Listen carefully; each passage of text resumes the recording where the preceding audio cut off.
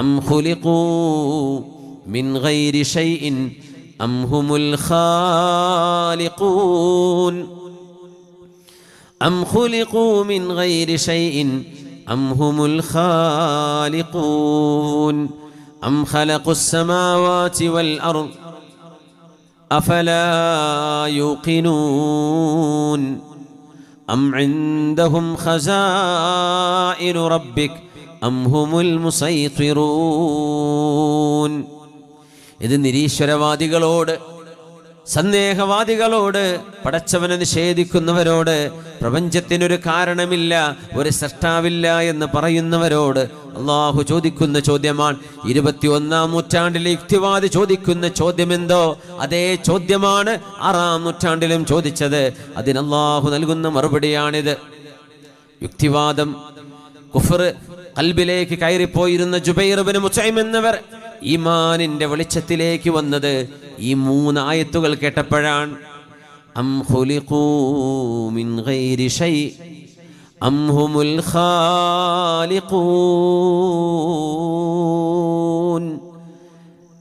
അവരുണ്ടായത് ഒരു കാരണമില്ലാതെയാണോ?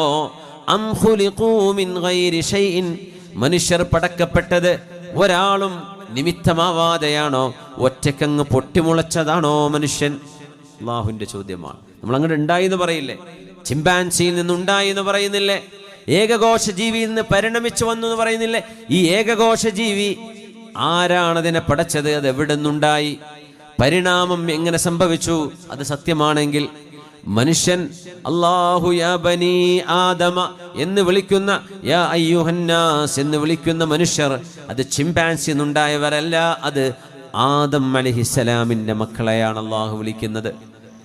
ഖലഖല്ലാഹു ആദമ അലാ സൂറതിഹി, ആദം അലൈഹിസ്സലാം അവരുടെ പൂർണ്ണ രൂപത്തിലാണ് സൃഷ്ടിക്കപ്പെട്ടത്, ഒരു കുട്ടിയായി വലുതായ ആളല്ല. ആദം നബി അലൈഹിസ്സലാം പക്വതയുള്ള, ഭാഷ സംസാരിച്ചിരുന്ന, ചിന്താശേഷിയുണ്ടായിരുന്ന പൂർണ്ണ മനുഷ്യനായിരുന്നുവെന്നാണ് ഖുർആൻ പരിചയപ്പെടുത്തുന്നത്. എന്നല്ലാതെ ആദിമ മനുഷ്യൻ ഭക്ഷണം എന്താണെന്ന് അറിയില്ലായിരുന്നു, ഭാഷ അറിയില്ലായിരുന്നു, ആംഗ്യഭാഷയായിരുന്നു, നടക്കാൻ അറിയില്ലായിരുന്നു. പിന്നെയാ നിവർ നടന്നത്, പിന്നെ വാല് മുറിഞ്ഞു. ഈ വക വിശ്വസിക്കാൻ കൊള്ളാത്ത അബദ്ധങ്ങളെ, തിയറികളെ, ഹൈപ്പോത്തസിന്റെ പിന്നാലെയല്ല ഒരു മുഅ്മിനായ മനുഷ്യൻ പോകുന്നത്. ആദം നബി അലൈഹിസ്സലാം എന്ന പരിപൂർണ മനുഷ്യനെ അല്ലാഹു റബ്ബുൽ ഇസ്സത്ത് റബ്ബ് പടച്ചതാണ്. ഇന്നും ചിമ്പാൻസികളിലെ ഏതെങ്കിലും കുരങ്ങ് മനുഷ്യനായിട്ടുണ്ടോ ലോകത്ത്? എത്ര നൂറ്റാണ്ടുകളായി മനുഷ്യർ ഭൂമി ജീവിക്കാൻ തുടങ്ങിയിട്ട്? മിനിമം 20,000 കൊല്ലം കഴിഞ്ഞു. ആദം നബിയുടെ കാലം കഴിഞ്ഞിട്ട് തന്നെ 20,000 കൊല്ലം കഴിഞ്ഞു. ഏതെങ്കിലും ഒരു ചിമ്പാൻസി മനുഷ്യനായി മാറിയിട്ടുണ്ടോ എന്നത് ചോദ്യം. സയൻസിന്റെ മുന്നിൽ മറുപടിയില്ല, ആർക്കും പറയാൻ കഴിയില്ല.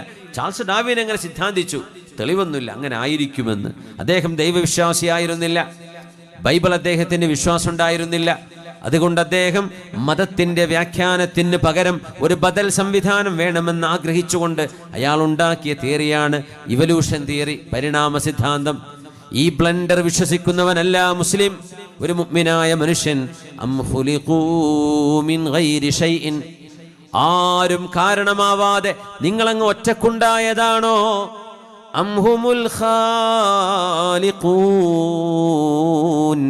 അല്ല മനുഷ്യൻ തന്നെയാണോ മനുഷ്യനെ പടച്ചത്?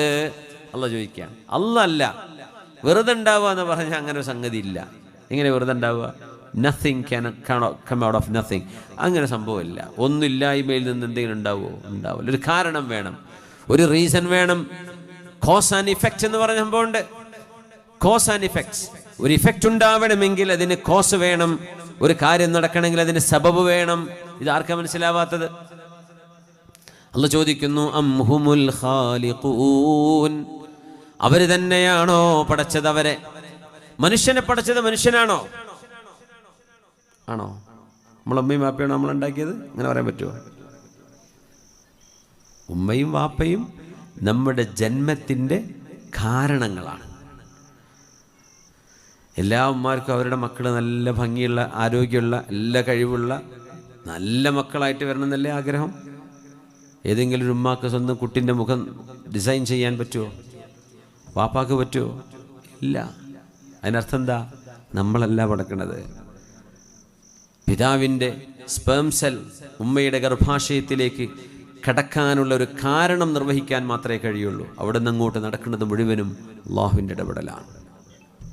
അത് ഇരട്ടക്കുട്ടിയാണോ ഒറ്റക്കുട്ടിയാണോ, കണ്ണും കയ്യും കാലൊക്കെ ഉണ്ടോ, ഉണ്ടെങ്കിൽ എന്തായിരിക്കും, നിറമെന്താണ്,